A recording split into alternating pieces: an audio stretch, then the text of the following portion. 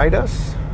Because right now I'm obviously driving, so I'll keep my eyes on the wheel.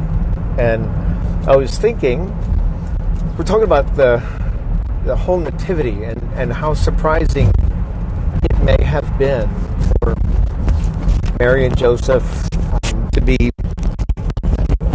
Is this what they expected from their faith, from their marriage, from their lives, their lifestyle, from the community around them? And, the scriptural record is clear. They did not expect it. They were surprised and concerned. But they also had to trust that God would do what he promised and that he is who he is. And that he shows up for real in our lives. And there had to be a bunch of other people. I mean, Mary and Joseph left town to go register for the census so that you come home. There may have been some women that they met along the road that would have had a great deal of sympathy for Mary being very, very pregnant and on her way to Jerusalem, or out on her way to Bethlehem. Gosh, that must have been difficult. So some folks might have been empathizing with her. Other people, some men, might have thought, wow, I wonder, how is Joseph doing this? His wife traveling while she's pregnant? And so there were journeys happening. Many people from and to many different places. And as I'm driving home from having been in Michigan, which is not really my hometown, home area, I wasn't born there. But my mom and dad lived there. Lynn was born and raised there. And so I have some affinity to that location. But I'm surrounded by cars. I'm surrounded by signs and indicators. There's a lot of folks traveling. And I wonder, are we all going the same way? And do we have the same experience?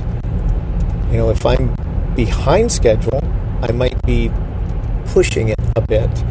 If I'm ahead of schedule, maybe driving a bit tentatively. It rained some of the time. There are going to be some folks that really needed to slow down because the rain was, for them, a danger. They had to adjust their pace to match their comfort level with driving in the rain. Some people coming home from work thinking about going elsewhere. And maybe there were some people relocating. People hauling equipment. My point is, our faith journeys, like David as the king, like Moses coming out of Egypt and all of the Israelites, like Noah building the ark in the middle of the desert, like Cain and Abel with Abel thinking he's doing the right thing, and then Cain overreacting, and of course Abraham, the journey of journeys, him being told to leave home and go where God was going to tell them to be. No destination for certain. I'll show you when you get there. Our lives, our faith journeys, will be around other folks. Folks are going to have a different agenda than we are. Folks are going to have different needs than we are, than each one of us as individuals. And so as we live our faith journey in the context of COVID-19, one thing that I can do is pray for the people around me. It's okay for me to pray about myself. It's okay for me to pray about the people I know and love. But how often do we pray for the people that are on journeys? It's an obvious illustration for me driving in the car on a journey to pray for the cars around me. To pray.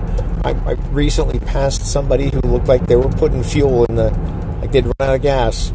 Boy, that's happened to me before. Some I can empathize with, some I completely have no idea what's going on.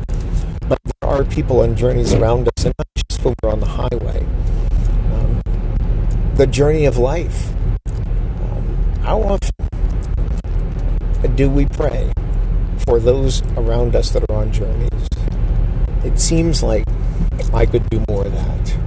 It seems like I could think more about the people around me and less about my own challenges and situation.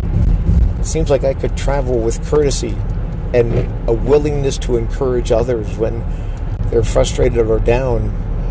Maybe I could listen more when I'm on a journey, like one of those people that might have been on the road with Joseph and Mary. That somebody maybe just listened to Joseph and Mary and their hopes and dreams and concerns. So today, I encourage you, look around, be aware of the people that are on journeys, knowing that we might not all have the same agenda, destination, resources, and purpose, but we all do have the need of God's guidance and involvement. And that's where I can pray for that for others, to ask God to reach out to those that I see, those that are around me. I hope you find a way to do that today. I hope we all can pray that God would open our eyes to the people who need our help and encouragement, who we can pray for and hope with as we journey in our faith in the middle of this pandemic.